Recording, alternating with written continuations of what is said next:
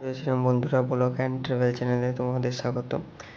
হায়দ্রাবাদে যে ফ্ল্যাটের রুমে আমি থাকি তার সেটা ব্লগটা দেখাবো। আশা করছি তোমাদের সবার ভালো লাগবে। তো এটা ছিল গ্রাউন্ড ফ্লোর এবং এটা হচ্ছে ফার্স্ট ফ্লোর যেখানে আমি থাকি। যেটা এই বাঁ দিকে হচ্ছে আমার কিছু ফ্রেন্ডে থাকে, দেখাচ্ছি তোমাদের।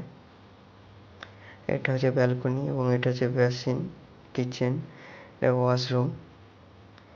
এটা অ্যাটাচ ওয়াশরুম আছে এর ভিতরে, ওইটা যে দেখতে পাচ্ছ। এবং এখানে কিছু বন্ধুরা রেস্ট নিচ্ছে, এখন ডিউটি থেকে এসেছে সবাই আমরা। এটা আমাদের কোম্পানি থেকে রুমটা দিয়েছে।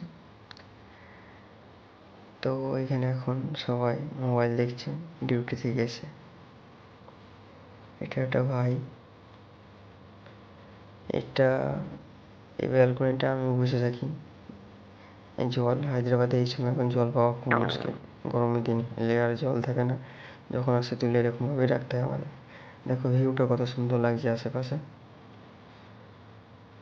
রোদে বেরোতে অসহ্য লাগলেও ছাওয়া থেকে রোদটা দেখতে ভালোই লাগে। তো এটা হচ্ছে আমাদের যে ফ্লোরটা, যেটা আমি থাকি, এই রুমটায় আমি থাকি। এটাতেও অ্যাটাচ বাথরুম আছে দেখো। আর তোমাদের সেকেন্ড ফ্লোরটা দেখাচ্ছি। তোমাদের যদি ব্লগটা ভালো লাগে একটা লাইক করো। এটা সেকেন্ড ফ্লোর, এখন যাচ্ছি।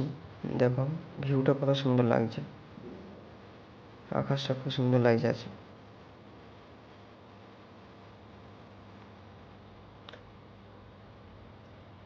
এটা সেকেন্ড ফ্লোর। এটা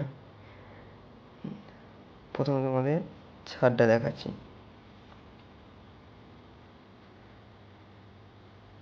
দেখো সুন্দর লাগছে বেশ। এখানে একটা কিছু অলৌকিক ঘটনা আছে, যেমন হচ্ছে 12টা-1টা রাতে যদি কেউ এখানে আসি আমরা, তখন মনে হয় যেন পিছনে কেউ যেন দাঁড়িয়ে আছে, যদি কেউ একা আসে। আর এখানে আমি বসে থাকি, আড্ডা মারি কিছু বন্ধুদের সাথে। এবং একা এলেও এখানে বসে একটা মোবাইল ঘাঁটি, এখানে 5G নেটওয়ার্কটা ভালো দেয়। আর এটা রিলায়েন্সেরই নেটওয়ার্ক। আমার মনে হয় যে পিছনে কেউ দাঁড়িয়েছে, এইটার যে ভাবনা, এটা হচ্ছে কোনো ভ্রম, কারণ এটা রেডিয়েশনের কারণে হতে পারে। যাই হোক, তোমরা কমেন্ট করে বলো যে এটা কী কারণ হতে পারে। মানে যে আসে 1টা-1:30টায়, ও ফিল করেছে যে কেউ না কেউ ওর পাশে বা পিছনে কেউ দাঁড়িয়ে আছে। আমারও কখনো মনে হয়েছে অনেকবারই, জানি না কী কারণে। কেউ কেউ বলে এটা টাওয়ারের রেডিয়েশনে যে প্রভাব পড়ে মাথার উপর ব্রেনে, তার ফলে এটা মনে হয় যে কেউ দাঁড়িয়ে আছে বা কিছু চলছে। তো ব্লগটা এখানেই শেষ করছি।